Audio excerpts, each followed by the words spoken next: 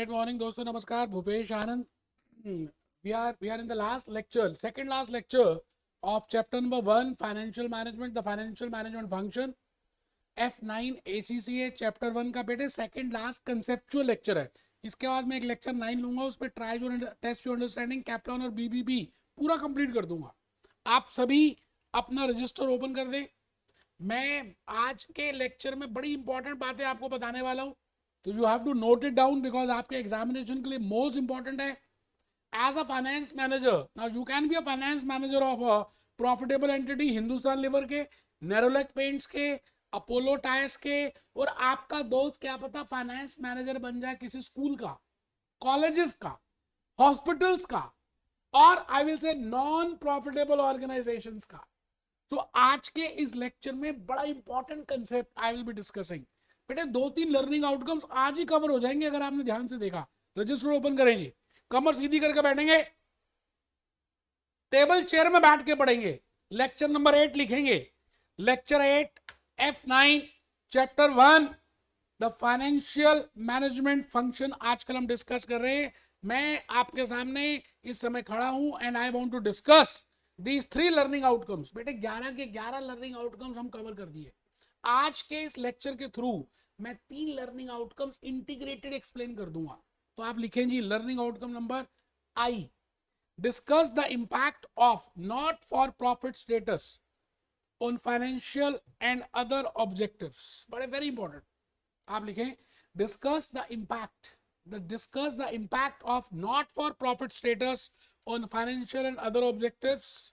एक तो ये वाला लर्निंग आउटकम आज हम डिस्कस करेंगे, that if your objective is not finance to earn profit, अगर आप अमीर नहीं बनना चाहते, अगर आप लोगों की मदद करना चाहते हैं, मदर टेरेसा लोगों की हेल्प करना चाहते हैं।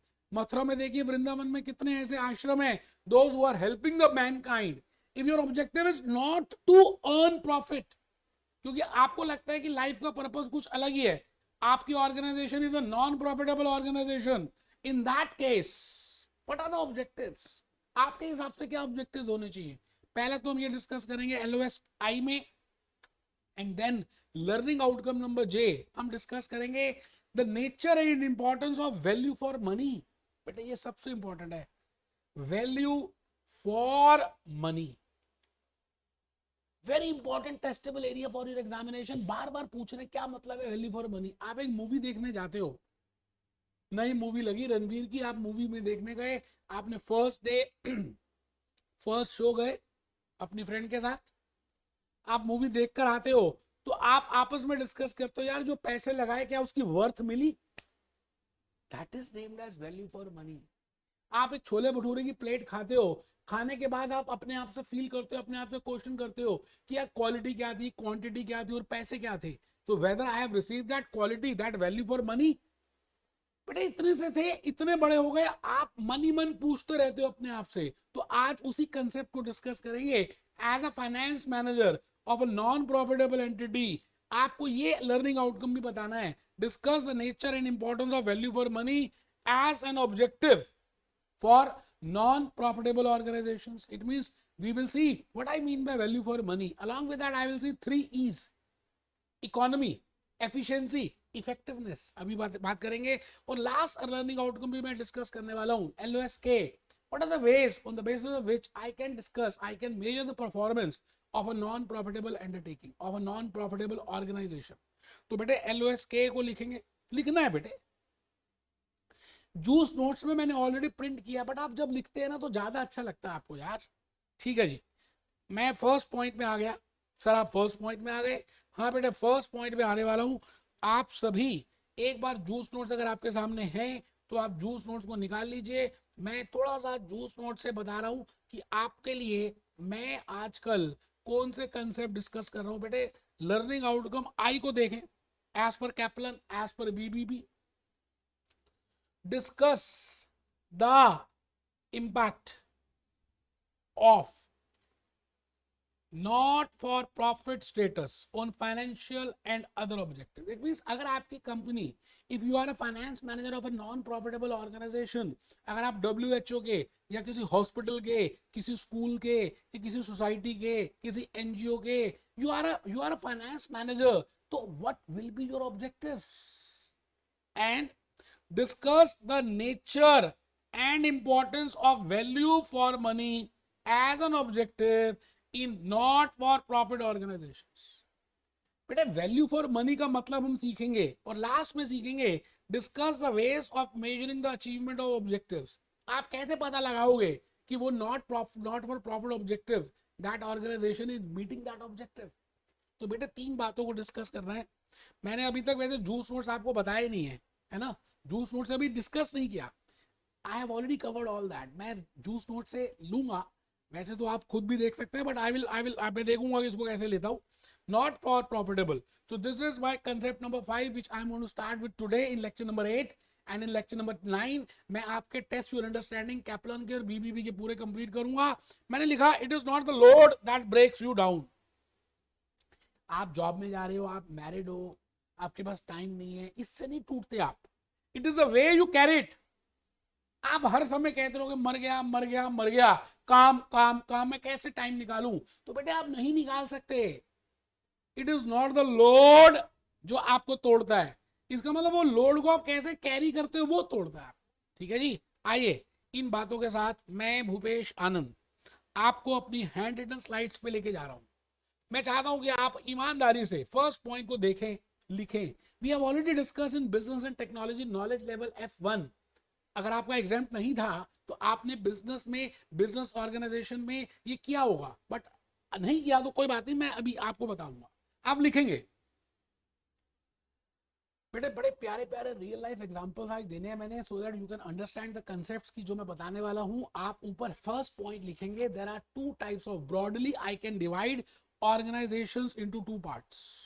One is Nerolac Paints, Patanjali, Hindustan Liver, Hotel Lalit, HDFC Bank.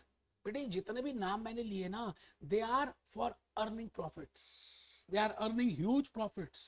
But if I talk of hospitals, government hospitals, government schools, government colleges, government societies, or they can be private also, the objective is I don't want to earn profit. So there are two types of, I can say there are two types of broad categories. The first category is I can say that the organizations who want to earn profit and the organizations who don't want to earn profit. Today I am a finance manager of an organization who do not want to earn profit. So how to set that objectives? बेटे objectives not profitable organization के set करना लोहे के चने चबाने के बराबर है. एक बच्चे ने कहा ये क्या मतलब है लोहे के चने. बेटे आप कमर सीधी करके बैठो तब आपको समझ आएगा. It means it is very difficult to find out the objectives of a non profitable organisation. आप मुझे एक चीज बताओ ना, गवर्नमेंट स्कूल्स हैं उसमें आप कैसे ऑब्जेक्टिव करोगे? एक ऑब्जेक्टिव होना चाहिए हम एजुकेशन अच्छी दें. अच्छा एजुकेशन अच्छी दे तो टीचर्स अच्छे होने चाहिए.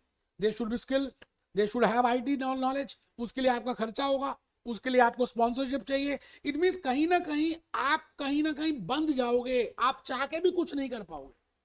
But as a finance manager still you have to find out what are the objectives of a non profitable organization. आप फर्स्ट पॉइंट लिखना जी टाइप्स ऑफ ऑर्गेनाइजेशन में.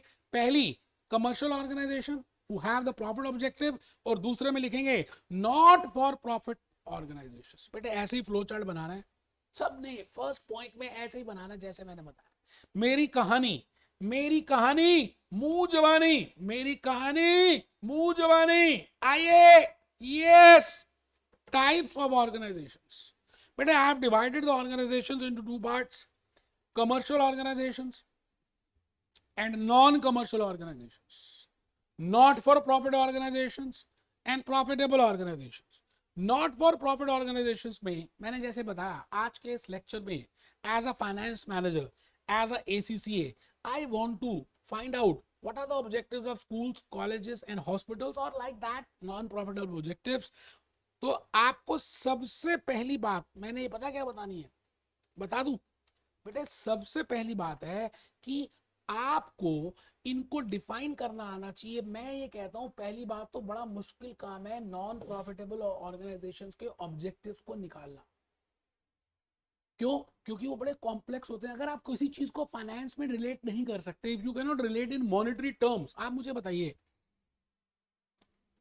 if you cannot relate anything in monetary terms, it is very difficult to to evaluate on the basis of non monetary. आप कैसे करेंगे?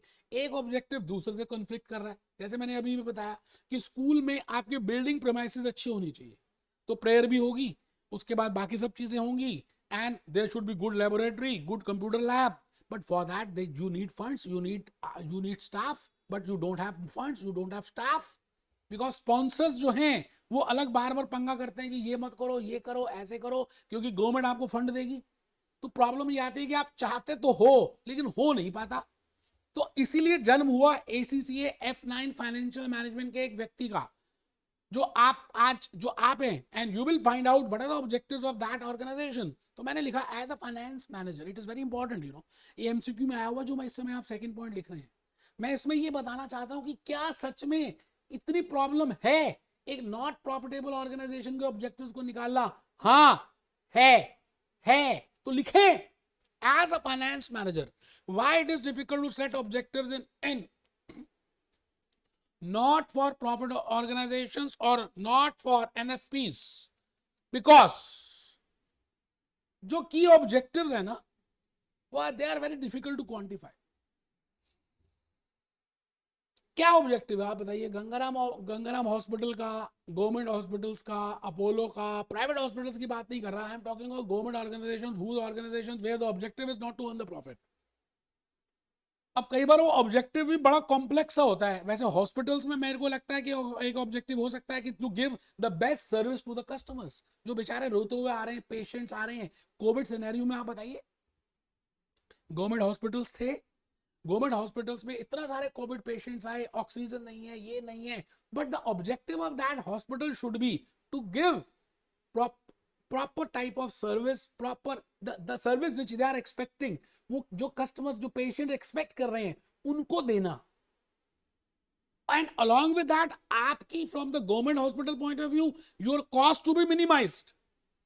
So it means there are different objectives which are interfering, which are complex. So first point लिखेंगे, yes, it is very difficult to fix the targets of a non-profitable organization because they are key objectives difficult to quantify, multiple and conflicting objectives. एक दूसरे से लड़ाई करते हैं, ये करेंगे तो ये कैसे होगा, वो करेंगे तो ऐसे कैसे होगा, ऐसे ऐसे ऐसे ऐसे ऐसे ऐसे. ठीक है जी. Involvement of funding, because government non profitable organisation they don't have any funds. बेटा अब सलमान खान की एक अपनी NGO है ना, बी ह्यूमन. अब वो फंडिंग वहां से आती है, बट आप सोचिए जो बेचारी ऑर्गेनाइजेशन छोटी छोटी हैं, गांव में है, तहसीलों में है, companies, they don't have funding. उनको डिपेंड होना पड़ता है फंडिंग रिक्वायरमेंट के लिए स्पॉन्सरशिप से. They have to depend on different parties. अब यहाँ पे प्रॉब्लम आ जाती है कि जब हमारे पास फंड ही नहीं है, मैं ऑब्जेक्टिव कैसे सेट करूं एज अ फाइनेंस मैनेजर. और जनरली प्रोजेक्ट्स को देखें ना आप, बेटा वो लॉन्ग टर्म के होते हैं.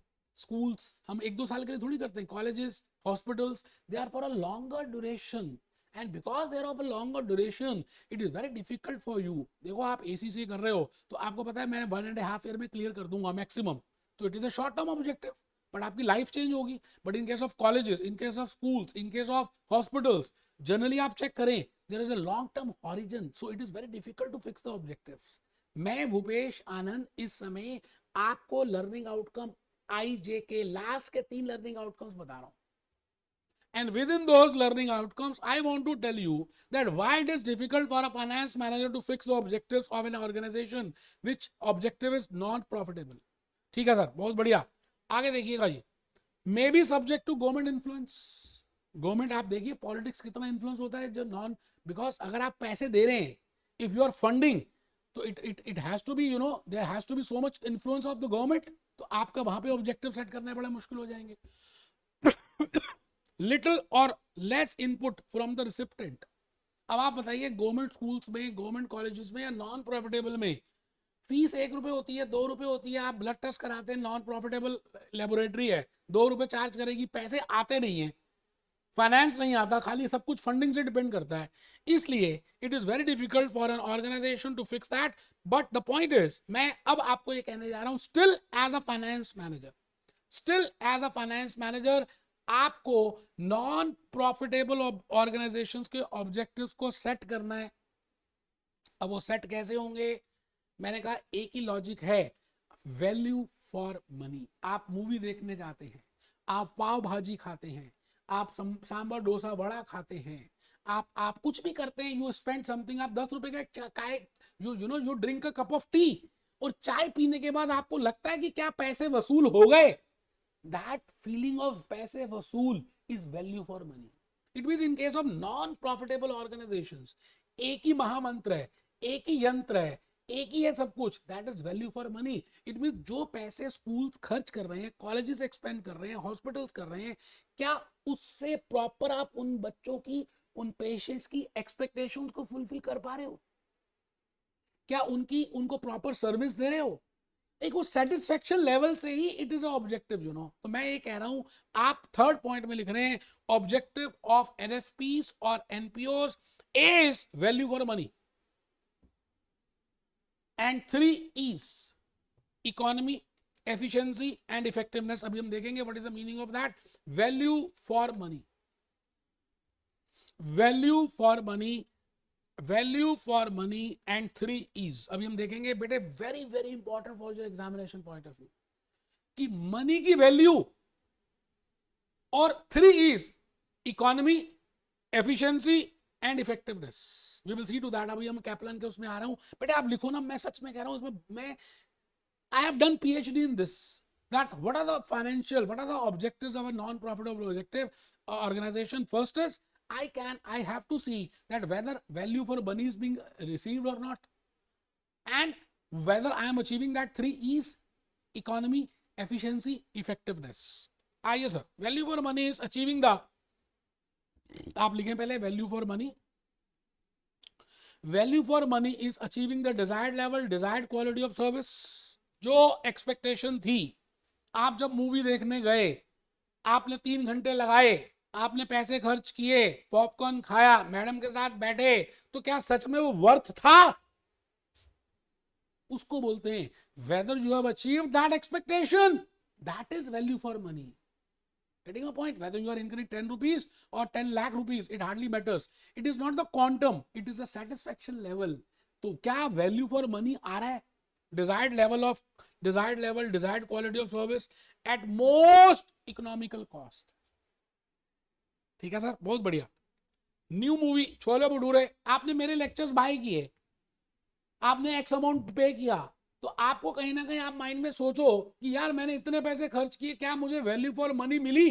भूपेश आनंद के वीडियो लेक्चर्स लेने के बाद आप आईफोन में 1 लाख रुपीस एक्सपेंड करते हो, तो क्या आपको लगता है कि whether I have received value for money? 1 lakh रुपए लगाने के बाद क्या वर्थ था? That is the objective of a non profitable organization. And you have to do the things along with, you know, along with 3 E's, economy, efficiency and effectiveness. मैं आपके सामने आ रहा हूं, कैप्लॉन में आ रहा हूं बेटे। इस समय मैं भूपेश आनंद, इस समय आपके सामने कैप्लॉन में आऊंगा और आपको बताऊंगा कि आपके स्टडी मटेरियल में, आपके कैप्लॉन में 3 E's को लेकर उन्होंने चैप्टर 1 की बात ही कर रहे हैं बेटा। I am on chapter 1, last lecture है कंसेप्चुअली। नेक्स्ट लेक्चर में तो वैसे भी मैंने टेस्ट योर अंडरस्टैंडिंग कराना है, तो मैं सीधा आ गया जी आप ही के कैप्लॉन में। I am directly coming to Kaplan and the last learning outcome I am going to switching to that। अगर आपके पास हार्ड कॉपी है तो आप प्लीज अपनी निकाल लीजिए बेटे, समझ आएगा, थोड़ा लॉजिकली ज्यादा समझ आएगा अगर आप निकाल कर पढ़ते हैं और देखते हैं, तो मुझे ऐसा लगता है कि यू विल अंडरस्टैंड मोर। ठीक है जी, ये आपके सामने मैंने ये बना दिया।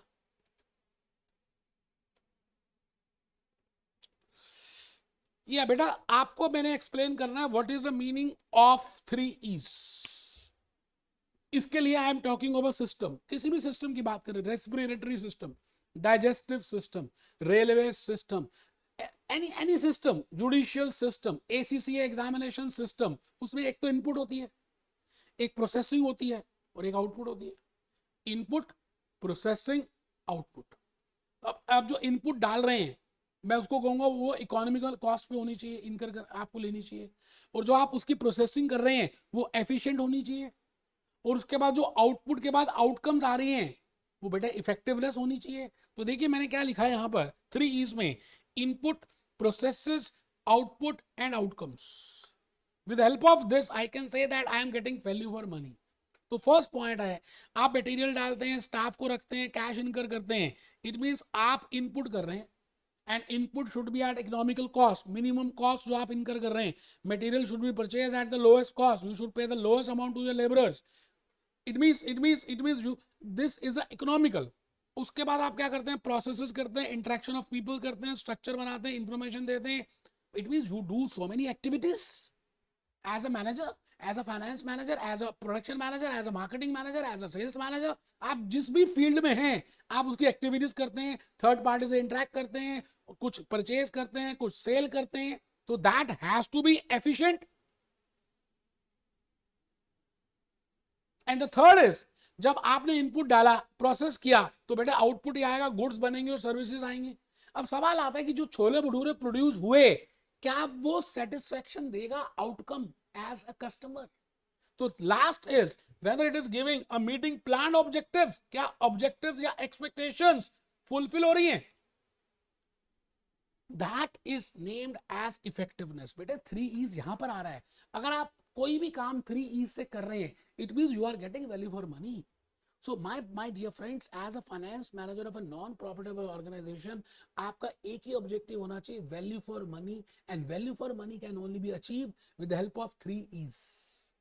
मैंने इन सभी को बड़े प्यार से आपके लिए बेटे विकिपीडिया से पूछा, और विकिपीडिया ने तो एक अलग से स्लाइड ही बना दी। आप देखो ना, नॉन प्रॉफिटेबल ऑर्गेनाइजेशन की अलग से एक वो ही बना दी उन्होंने। बेटे क्या बना दिया, एक अलग से वेबसाइट बना दी, एक अलग से पेज बना दिया कि नॉन गवर्नमेंट ऑर्गेनाइजेशंस क्या होती हैं।